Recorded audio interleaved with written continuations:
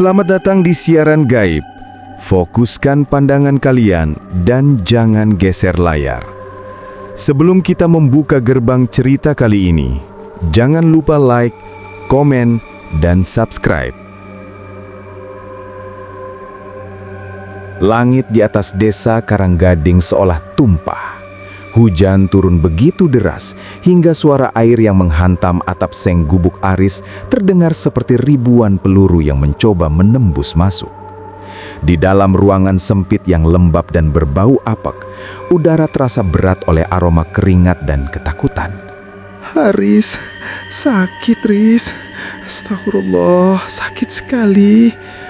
Santi mengerang, jemarinya yang pucat mencengkeram pinggiran dipan bambu hingga kuku-kukunya memutih. Keringat dingin mengucur deras dari keningnya, menyatu dengan air mata yang sudah membasahi bantal kusamnya yang kecoklatan. Di sudut ruangan, Danu, anak sulung mereka yang baru duduk di bangku SMP, memeluk ketiga adiknya yang lain. Wajahnya pias, matanya nanar menatap ibunya yang meregang nyawa. Bapak, ibu berdarah! Teriak Danu gemetar.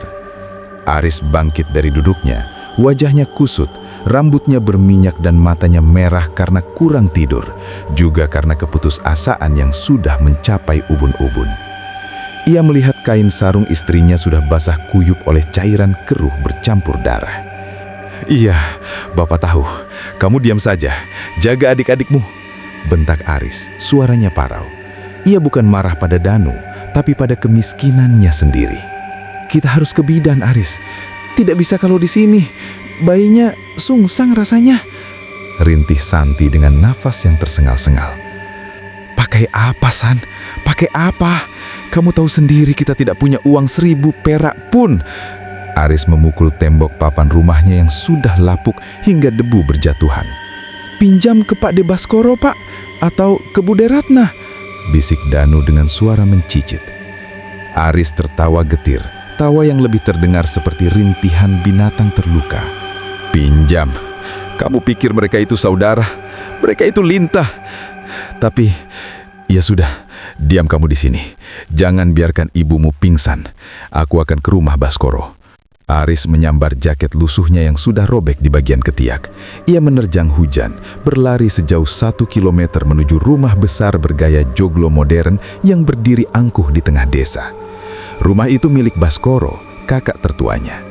Sesampainya di sana, Aris menggedor pintu jati yang kokoh itu dengan brutal. Mas Baskoro, buka!" Pintu terbuka sedikit. Seorang pelayan melihat Aris dengan tatapan jijik sebelum akhirnya Baskoro muncul dari balik pintu, mengenakan sarung sutra dan kaus dalam putih yang bersih. Ia sedang memegang cerutu. "Apa-apaan ini? Berisik! Kamu lihat jam berapa sekarang? Sudah seperti tikus got kamu, kotor." Aris menatap Baskoro dari ujung rambut sampai ujung kaki. "Mas, tolong, Santi mau melahirkan. Air ketubannya sudah pecah, darahnya banyak. Aku butuh uang untuk bawa dia ke rumah sakit di kota. Bidan desa tidak sanggup, Mas." Aris memelas, matanya berkaca-kaca di bawah guyuran hujan yang membasahi teras rumah Baskoro. "Melahirkan lagi? Anak keempat. Hebat benar kamu ya, Aris. Kerja malas, bikin anak rajin. Kamu pikir anak itu makannya pakai batu?" "Mas, aku mohon, kali ini saja. Ini nyawa taruhannya." "Halah, dari dulu alasannya nyawa terus." Tiba-tiba Ratna, kakak kedua Aris yang tinggal tak jauh dari sana muncul dengan payung mewahnya. Ia baru saja pulang dari pengajian. Ada si parasit. Mau minta apa lagi kamu? Uang sekolah Danu saja belum kamu ganti ke aku." "Mbak Ratna, tolong. Santi, Mbak. Dia bertaruh nyawa sekarang." Aris berlutut di lantai teras yang dingin. Jangan kau kotori teras Mas Baskoro dengan lutut dekilmu itu," bentak Ratna kasar. "Kamu itu laki-laki macam apa? Punya istri hamil itu disiapkan biayanya, bukan malah mengemis saat bayi sudah di pintu keluar. Malu-maluin keluarga saja." "Aku tidak minta cuma-cuma, Mbak. Potong saja dari bagian warisan tanah sawah di belakang kalau nanti laku," seru Aris putus asa. "Sawah belakang? Sawah yang sudah kamu gadaikan secara diam-diam. Kamu pikir kami bodoh? Kamu itu sampah, hanya tahu cara menghabiskan harta orang tua, sementara kami yang kerja keras mengelolanya." Punya saudara satu saja kok ya seperti punya beban seumur hidup. Timpal Dimas, saudara ketiga yang tiba-tiba muncul dari dalam rumah sambil membawa gelas kopi. Mending kamu pulang, suruh istrimu mengejan lebih keras. Siapa tahu bayinya keluar sendiri tanpa perlu biaya. Kalau mati ya sudah, toh kamu juga tidak sanggup kasih makan kan? Tega kamu, Dim, aku ini adikmu. Aris berteriak, suaranya pecah di tengah deru hujan. Adik? Aku tidak punya adik pemalas dan bau keringat yang cuma tahu cara mengemis. Baskoro menunjuk wajah Aris dengan jari telunjuknya. Pergi kamu dari sini sebelum aku panggil warga dan meneriakimu maling. Pergi. Brak. Pintu jati itu tertutup rapat, menyisakan Aris yang bersimpuh di tengah badai. Ia mengepalkan tinjunya hingga kuku-kukunya melukai telapak tangannya sendiri. Rasa sakit di hatinya saat itu jauh lebih perih daripada hantaman air hujan yang membabi buta.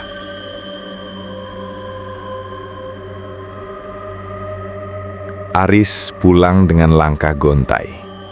Di dalam rumah, keadaan makin kritis. Bau darah segar kini bercampur dengan bau minyak kayu putih yang menyengat. Santi sudah tidak lagi mengerang. Ia hanya bergumam lemah. Matanya separuh tertutup. "Pak, bagaimana?" tanya Danu. Harapan besar terpancar dari matanya yang sembab. Aris tidak menjawab. Ia langsung menuju ke belakang rumah, ke sebuah gudang kecil yang nyaris ambruk.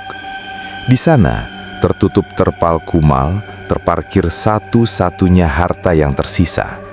Sebuah motor bebek tua tahun 90-an yang knalpotnya sering berasap hitam. Tanpa bicara, Aris menuntun motor itu keluar. Ia menghampiri Pak Haji Mamat, pengepul barang bekas di ujung desa di tengah malam buta itu juga. 2 juta, Riz. Itu sudah harga persaudaraan. Motor ini mesinnya sudah minta ampun, ujar Pak Mamat sambil menghitung lembaran uang kumal. "Tolong Pak, tambah sedikit. Istri saya..." "Hanya itu yang saya punya tunai malam ini. Ambil atau tidak sama sekali." Aris menyambar uang itu. Dengan tangan gemetar, ia menyewa mobil bak terbuka milik tetangga lain untuk membawa Santi ke rumah sakit. Sepanjang perjalanan, Aris hanya diam. Ia memangku kepala istrinya yang terus membisikkan doa-doa lemah. 1 minggu berlalu. Santi selamat, meski harus melalui operasi sesar yang menghabiskan seluruh uang hasil menjual motor dan sisa-sisa simpanan yang tak seberapa. Kini, mereka kembali ke gubuk itu. Seorang bayi laki-laki kecil, merah dan kurus, terbaring di samping Santi yang masih sangat lemah. Aris duduk di ambang pintu menatap halaman rumah yang becek. Tiba-tiba suara deru mobil mewah memecah kesunyian. Sebuah mobil SUV hitam mengkilap berhenti di depan rumah Aris. Baskoro turun dari sana, mengenakan sepatu kulit yang mahal, melangkah hati-hati menghindari lumpur, seolah tanah di depan rumah Aris adalah kotoran manusia. "Masih hidup istrimu?" tanya Baskoro tanpa basa-basi saat sampai di depan Aris. Aris tidak berdiri, ia hanya mendongak dengan tatapan kosong. "Masih." "Kenapa?" "Kecewa karena tidak jadi melayat." "Mulutmu itu dijaga," bentak Baskoro. Ia melemparkan sebuah map plastik ke dada Aris. "Ini surat administrasi pajak tanah warisan yang tertunda. Karena kamu tidak punya uang untuk bayar bagianmu, aku sudah menanganinya. Tapi sebagai gantinya, sisa tanah di belakang rumah ini sekarang mutlak milikku. Tanda tangani sekarang." Aris melihat map itu, lalu beralih menatap bayi kecilnya yang mulai menangis di dalam. "Anakku baru seminggu, Mas. Istriku masih butuh obat. Kamu kesini cuma untuk ini." "Loh, ini urusan bisnis. Siapa suruh kamu miskin?" Baskoro melongok ke dalam rumah, melihat ke arah tempat tidur Santi. "Cih, baunya tidak enak sekali di sini. Dan bayi itu kurus sekali, seperti tikus sawah. Yakin itu anakmu? Jangan-jangan cuma menambah beban kutukan di keluarga kita saja." "Keluar," desis Aris. "Apa kamu bilang?" "Keluar dari rumahku, anjing." Aris berdiri dan mendorong bahu Baskoro. Baskoro terhuyung, wajahnya merah padam karena murka. "Berani kamu ya? Dasar sampah. Ingat ya, besok orang-orangku akan datang memagari tanah belakang. Jangan coba-coba menghalangi kalau tidak mau masuk penjara. Setelah mobil Baskoro melesat pergi, Aris jatuh terduduk. Ia meremas tanah becek di tangannya. Penghinaan itu, ucapan tentang bayinya yang seperti tikus sawah, semuanya berputar di kepalanya seperti kaset rusak. Ia masuk ke dalam, melihat bayinya yang masih menangis. Danu sedang mencoba menenangkan adiknya. Aris melihat tali pusat bayi yang sudah lepas dan dibungkus kain putih di atas meja kecil, sesuai adat desa. "Bapak, kenapa Pak De jahat sekali?" tanya Danu lirih. Aris tidak menjawab. Ia mengambil kain berisi tali pusat itu. Matanya yang tadinya kosong, kini berkilat dengan cahaya yang aneh. Cahaya gelap yang penuh dengan kebencian murni. "Mereka pikir mereka bisa menginjak-injak kita karena kita miskin, Danu," bisik Aris. Suaranya dingin, tidak ada lagi getaran kesedihan di sana. "Mulai malam ini, mereka akan tahu bahwa orang miskin punya cara sendiri untuk membalas." Aris keluar rumah tanpa payung. Ia berjalan menuju arah hutan jati di pinggir desa, di tempat sebuah rumah panggung tua yang dikelilingi pohon Kamboja berada. Rumah Mbah Suro, dukun hitam yang namanya hanya dibisikkan dalam ketakutan oleh penduduk desa. Dendamnya sudah lebih besar daripada rasa takutnya pada Tuhan. Langkah kaki Aris terasa berat. Namun setiap jejak yang ia tinggalkan di tanah berlumpur itu adalah jejak dendam yang mulai membeku. Hutan jati di pinggir desa Karanggading seolah menutup diri. Pepohonan tinggi itu nampak seperti raksasa yang sedang mengawasi, dengan dahan-dahan yang meliuk menyerupai jemari kurus yang siap mencengkram. Suara jangkrik dan serangga malam mendadak bungkam saat Aris memasuki wilayah Mbah Suro. Rumah itu berdiri di atas tanah yang lebih tinggi. Sebuah rumah panggung tua yang kayunya sudah menghitam dimakan usia dan kelembaban. Di halaman depannya, 3 pohon Kamboja besar tumbuh dengan bunga-bunga putih yang berguguran, menebarkan aroma wangi yang manis namun memuakkan. Bau yang identik dengan kematian. Aris menaiki tangga kayu yang berderit nyaring. Mbah Suro?" Suara Aris bergetar namun penuh tekad. "Masuk, Aris. Pintu tidak pernah terkunci untuk orang yang hatinya sudah terbakar." Suara berat dan serak menyahut dari dalam, seolah-olah sang pemilik rumah sudah menunggu kedatangannya. Aris mendorong pintu. Ruangan itu remang-remang, hanya diterangi oleh beberapa batang lilin merah yang lelehannya membentuk gumpalan seperti daging di atas nampan kuningan. Bau kemenyan menyeruak, menusuk hidung, bercampur dengan aroma minyak misik yang tajam dan bau bangkai tikus yang samar. Di tengah ruangan, seorang lelaki tua dengan rambut putih panjang yang gimbal duduk bersila. Matanya putih semua, seolah ia melihat dunia melalui dimensi yang berbeda. "Duduk," perintah Mbah Suro tanpa menoleh. "Bawa apa kamu untuk meredakan amarahmu?" Aris bersimpuh di depan dukun itu. "Saya ingin mereka mati, Mbah. Mas Baskoro, Mbak Ratna, Dimas. Saya ingin mereka merasakan sakit yang lebih hebat dari apa yang saya rasakan." Mbah Suro terkekeh. Suara tawanya terdengar seperti gesekan amplas pada kayu. "Sakit hati adalah bensin yang paling bagus untuk api santet. Tapi Aris, kamu tahu, aku tidak menerima uang. Setan yang aku pelihara tidak butuh kertas bergambar wajah pahlawan." "Apapun, Mbah, apapun asal mereka hancur," sahut Aris cepat, matanya melotot penuh kebencian. "Dengarkan baik-baik." Mbah Suro memajukan tubuhnya.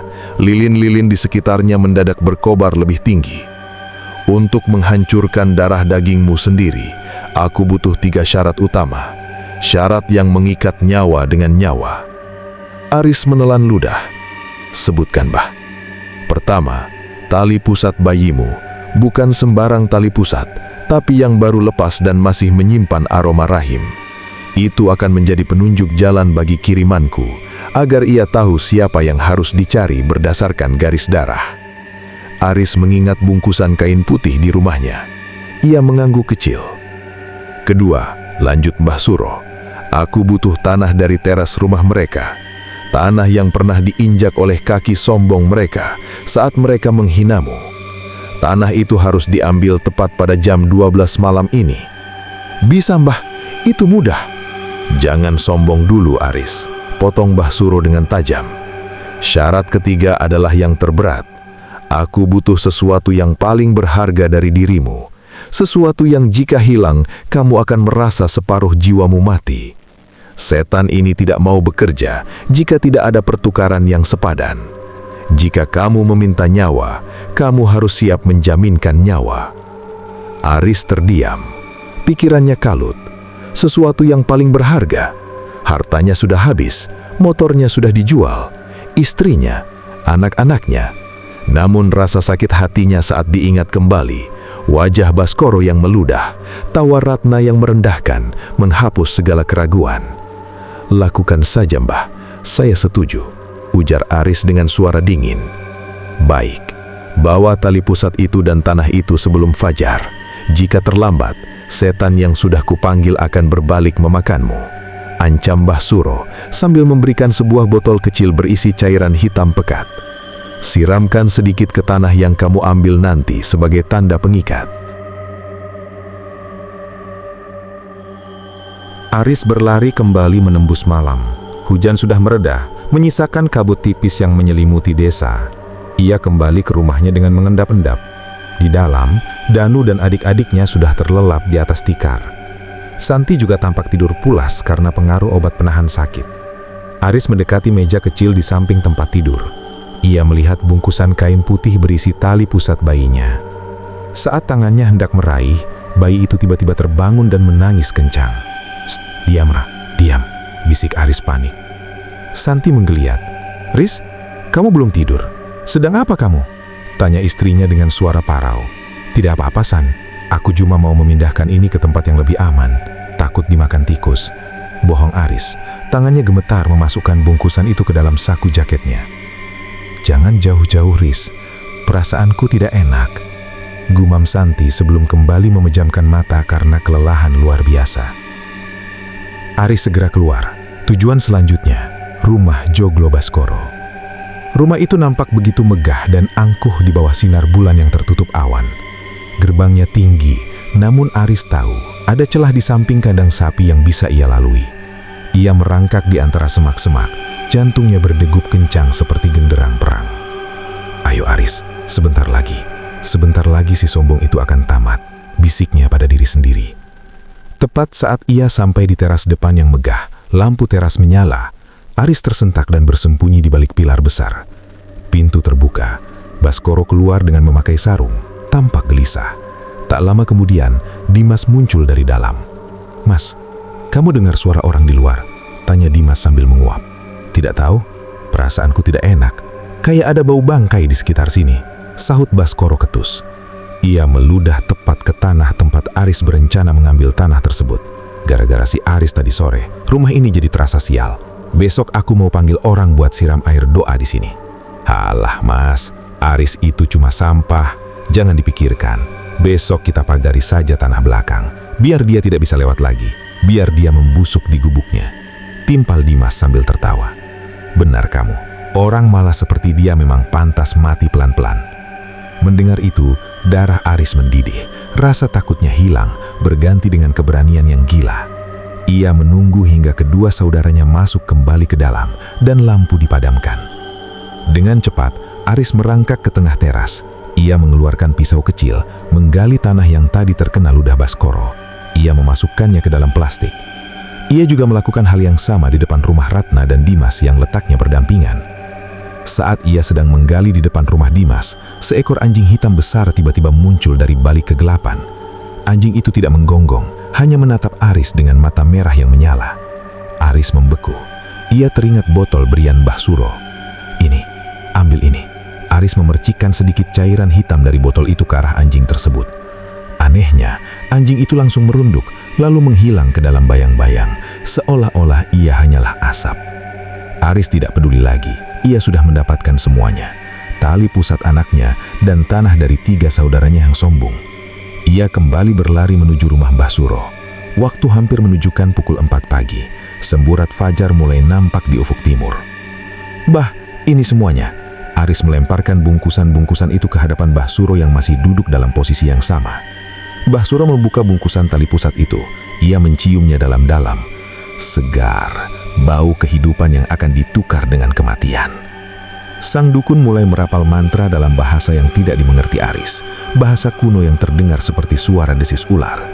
Ia mencampur tanah dari 3 rumah itu dengan darah ayam cemani dan melilitnya dengan tali pusat bayi Aris. "Selesai," ujar Mbah Suro tiba-tiba. Suasana ruangan menjadi sangat dingin hingga napas Aris mengeluarkan uap. "Mulai besok, saudaramu akan mulai mengandung dosanya sendiri. Perutnya akan membesar, namun bukan berisi bayi, melainkan karat dan kebencian." Aris semacam puas tersenyum, senyum pertama setelah bertahun-tahun dihina. Tapi ingat Aris, Mbah Suro menatapnya dengan mata putihnya yang mengerikan. "Setan ini sudah memegang jaminanmu. Jika suatu saat kamu merasa kehilangan sesuatu yang paling berharga, jangan datang menangis padaku. Karena perjanjian ini ditulis dengan darah dan hanya bisa dihapus dengan darah." Aris tidak peduli. Baginya, melihat Baskoro menderita adalah kemenangan yang lebih manis daripada surga. Ia pulang dengan langkah ringan, tidak menyadari bahwa di rumahnya, bayinya yang baru umur 1 minggu itu tiba-tiba berhenti menangis. Kulitnya berubah pucat dan matanya menatap kosong ke langit-langit, seolah-olah jiwanya sudah diambil sebagai uang muka untuk sebuah dendam. Malam itu, desa Karanggading diselimuti keheningan yang mencekam. Angin berhenti berhembus, meninggalkan udara yang terasa gerah dan statis. Di rumah besar milik Baskoro, semuanya tampak tenang, hingga jarum jam menunjukkan angka 12 malam. Tiba-tiba, dari arah hutan jati, sebuah bola api sebesar kelapa terbang membelah kegelapan. Warnanya bukan merah terang, melainkan hijau kebiruan yang mengeluarkan suara mendesis seperti ribuan lebah.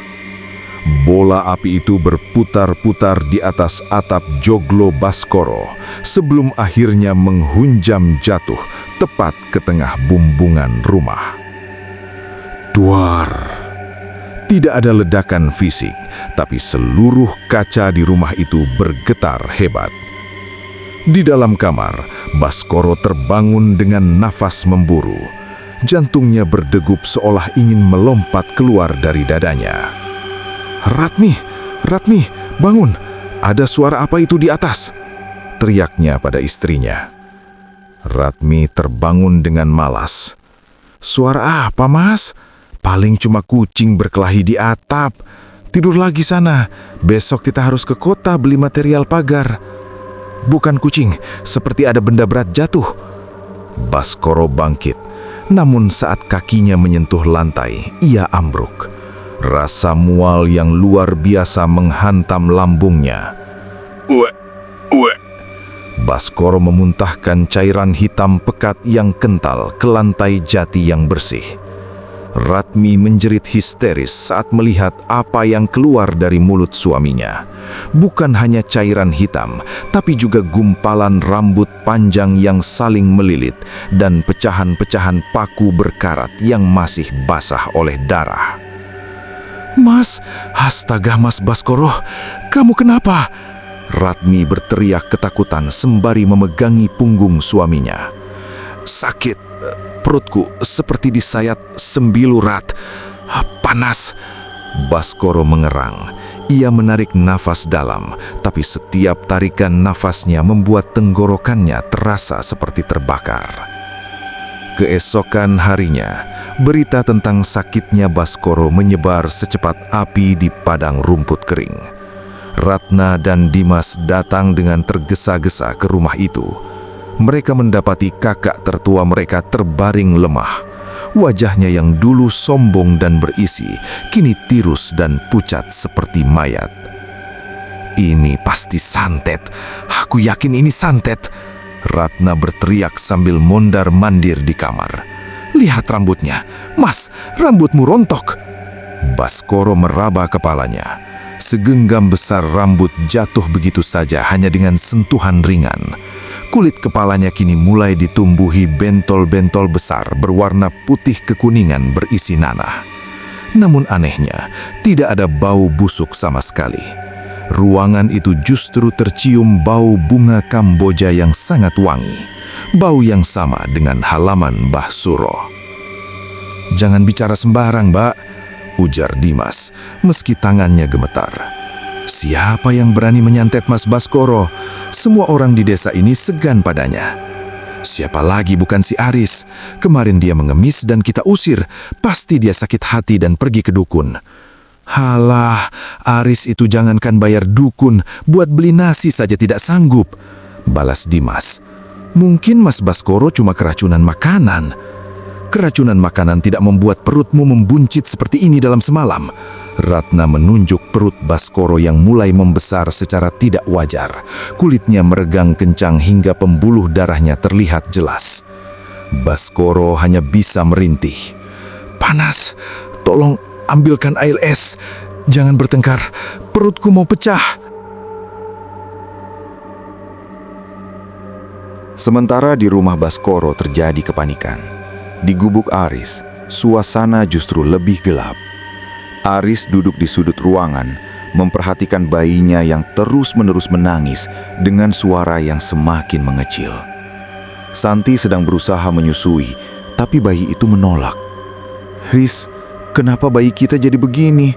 Tubuhnya dingin sekali, tapi dia terus berkeringat," ujar Santi dengan mata sembab. Aris mendekat, tangannya menyentuh kening bayinya. Dingin seperti es. Ia teringat kata-kata Mbah Suro tentang jaminan, sesuatu yang paling berharga. "Jangan khawatir, San. Mungkin dia cuma kurang tidur. Sebentar lagi juga sembuh." Suara Aris terdengar kaku. Hatinya mulai diliputi kegelisahan yang sangat dalam. Ia ingin balas dendam, tapi ia tidak menyangka bahwa harganya harus dibayar secepat ini. Sore harinya, Danu berlari masuk ke rumah. "Bapak, Pak De Baskoro sekarat. Katanya kulitnya melepuh semua dan dia muntah paku." Aris berdiri. Ada kilat kepuasan di matanya. Namun saat ia menoleh ke arah Dipan, ia melihat Santi menjerit. "Aris, lihat anak kita! Aris!" Aris berlari ke arah istrinya. Bayi yang baru berumur 1 minggu itu mendadak kejang. Matanya mendelik ke atas hingga hanya terlihat bagian putihnya saja. Namun yang membuat Aris membeku adalah saat ia melihat tali pusat bayi itu, bekas luka yang seharusnya sudah mengering, kini mengeluarkan darah hitam yang kental dan bau yang sangat menyengat. Bau busuk sangat kontras dengan bau wangi Kamboja di rumah Baskoro. Tidak sekarang!" Aris berteriak frustrasi. Ia segera berlari keluar menuju rumah Mbah Suro, mengabaikan teriakan istrinya yang memanggil namanya. Namun saat ia sampai di hutan jati, rumah panggung itu sudah tidak ada. Yang tersisa hanyalah 3 pohon Kamboja besar dan tanah kosong yang ditumbuhi semak berduri. Mbah Suro, jangan ambil anakku, ambil nyawaku saja." Aris meraung memukul-mukul tanah. Tapi hanya suara tawa gaib yang menyahut dari balik pepohonan. Perjanjian sudah ditulis, nyawa dibayar nyawa, darah daging dibayar darah daging. Aris pulang dengan langkah sempoyongan. Sesampainya di rumah, ia melihat pemandangan yang akan menghantuinya selamanya. Santi sedang memeluk tubuh kecil bayinya yang sudah kaku dan membiru. Danu berdiri di pojok ruangan, menatap ayahnya dengan tatapan penuh ketakutan, seolah ia tahu bahwa ayahnya telah melakukan sesuatu yang terkutuk. "Dia sudah pergi, Riz. Anak kita sudah tidak ada," bisik Santi dengan suara hampa. Pada saat yang bersamaan, terdengar suara raungan dari arah rumah Baskoro. Ratna dan Dimas berlari ke rumah Aris dengan wajah pucat pasi. "Aris, Mas Baskoro meninggal. Dia mati setelah memuntahkan jantungnya sendiri yang sudah penuh ulat," teriak Dimas. Ia berhenti saat melihat jenazah bayi Aris di pelukan Santi. "Loh, anakmu juga?" Ratna menatap Aris dengan ngeri. Kamu yang melakukan ini kan? Kamu menyantet Mas Baskoro dan setan itu mengambil anakmu sebagai gantinya." Aris berdiri perlahan. Wajahnya tidak lagi menunjukkan kesedihan, melainkan kegilaan yang murni. Ia tertawa pelan, lalu tertawa semakin keras hingga suaranya memenuhi gubuk sempit itu. "Dia menghina anakku!" teriak Aris sambil menunjuk ke arah rumah Baskoro. "Dia bilang anakku tikus sawah, sekarang dia mati seperti tikus got. Harta itu, warisan itu, semuanya sekarang milikku kan? Mana suaramu sekarang, Mbak Ratna? Mana sombongmu, Dimas?" Ratna dan Dimas mundur teratur, ketakutan melihat sorot mata Aris yang sudah tidak seperti manusia lagi. "Kalian mau harta kan? Ambil, aku tidak butuh." Aris melemparkan map plastik yang diberikan Baskoro kemarin ke wajah Ratna. "Tapi ingat, siapapun yang menyentuh harta itu akan merasakan dinginnya tangan anakku yang kalian biarkan kelaparan saat ia masih di dalam rahim." Santi hanya bisa menangis sesekungan, mendekap jasad bayinya yang tak lagi bernyawa. Aris telah memenangkan peperangannya. Ia telah menghancurkan kakaknya yang paling kasar padanya.